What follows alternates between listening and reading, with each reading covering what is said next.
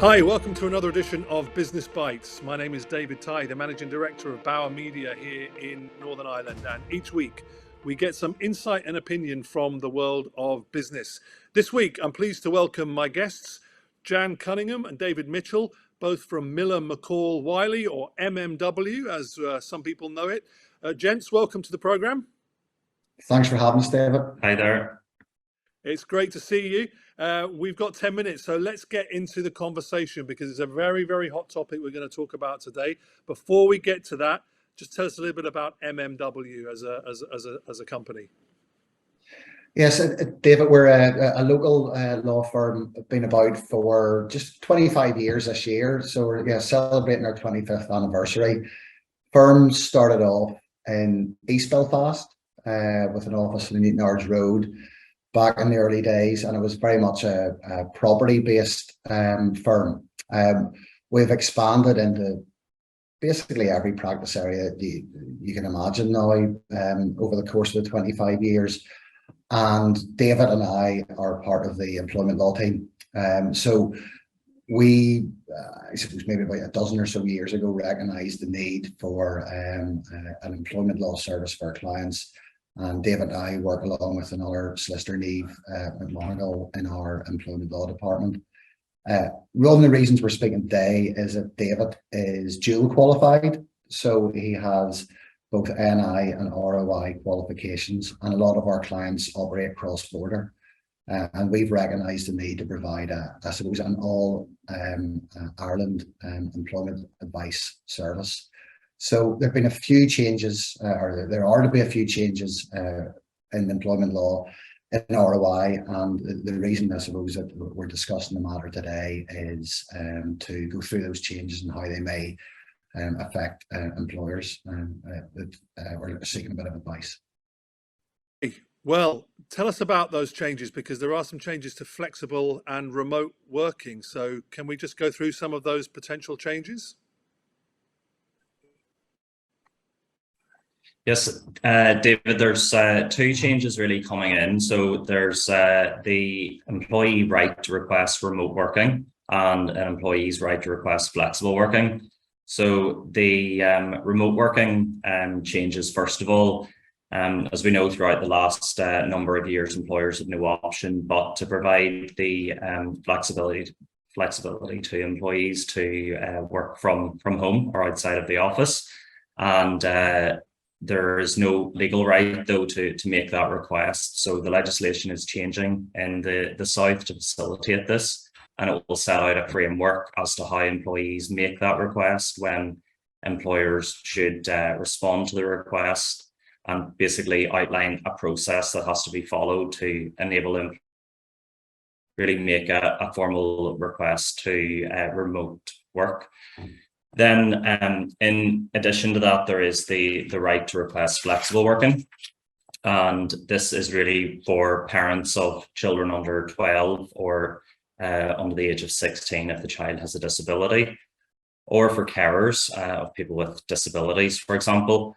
And employees in the South will be able to make a request to work flexibly. So perhaps there'll be variations in their working hours, for example, and this will enable them to tend to care responsibilities.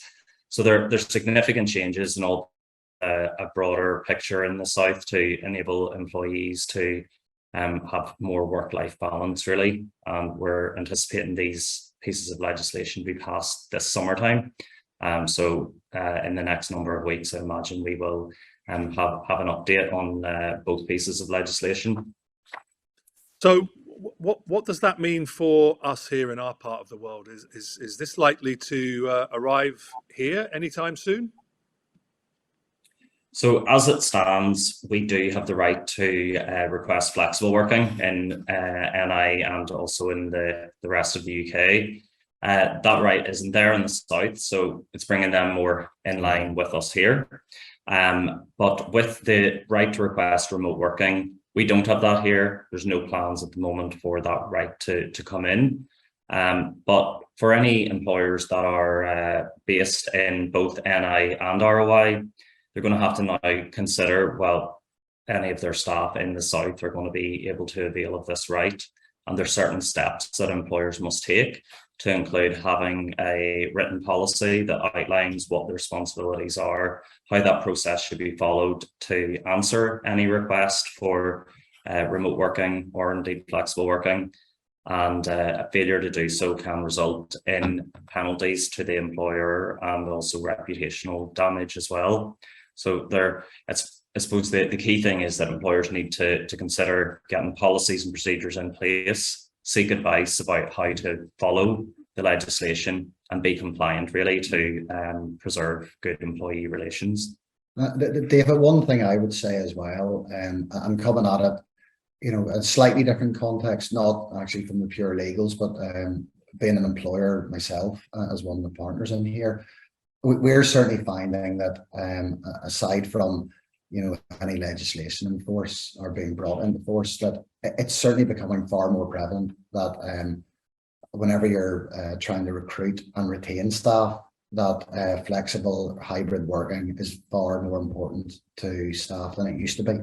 It used to be like the bottom dollar was the key thing, but now we're certainly finding that in terms of recruitment and retention, having that sort of flexible work-life balance is a far higher priority for certainly the younger generation than it would have been maybe whenever we were going through that process. So as well as getting the, I suppose, the legal boxes ticked, it's massively important, I think, for all employers where they can provide flexibility, that they really focus on providing policies internally that help them to retain and recruit staff, because if you don't, you're going to get left behind. Yeah, that's a really good point. I think in terms of preparation for some of these things, that must be one of those things that we as employers should be thinking about. Anything else that strikes you about what employers and employees should be doing to get ready for these changes? Well, one, I suppose, of the main sticks in this issue for the employer is the fact that if they fail to have a written policy in place, they can be subjected to a fine of up to €2,500. So it is not something that an employer should disregard, really, and they should be getting themselves ready. And I suppose now that people are able to be back in the workplace, it's probably a good time to look at all employment policies and procedures, and I suppose try and get things in order, considering that everyone is now working in a different way than what traditionally we all had been over the last 2 years.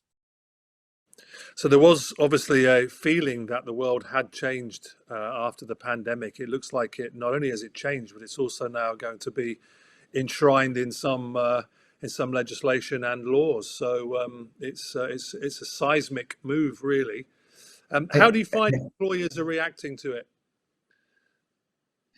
Yeah, well, I think that there's two ways of looking at it. I mean, some employers are resistant to change, others are going to embrace the change. And I think, as I said earlier, the employers that embrace the change are the employers who are going to succeed in going forward, because this is here to stay. I mean, there's absolutely no doubt about that. And you made the comment that it's a seismic change. It was starting to happen, and we saw signs of it happening with this, change in, I suppose, priorities for employees, for staff before COVID. But what COVID has certainly done is accelerated the process, David. So, as I say, whilst some of our clients may be reluctant, to change, and or maybe cursing legislation being brought in, whether that's the existing legislation in NI or the legislation that's coming in ROI. I mean, our clear advice is, listen, jump on board, get with it, and provide a good work environment for your employees. And okay, we've got sorry, I was just going to say we've got 30 seconds left, and I was just going to sum up by saying if someone either side of the border contacts MMW, I presume you can help them out, employees or employers. Yeah, that's it, exactly. We act for both employers and employees, and as John said earlier, I'm dual qualified, so the team's able to help people out on an all-Ireland approach, and whether you're an employee or an employer, get in touch. Well, we've come to the end of the conversation. Thanks for being so enlightening, both to you, Jan and David from MMW. Thanks for being our guest this week. Thank you. Thanks for having us, David. Really appreciate it.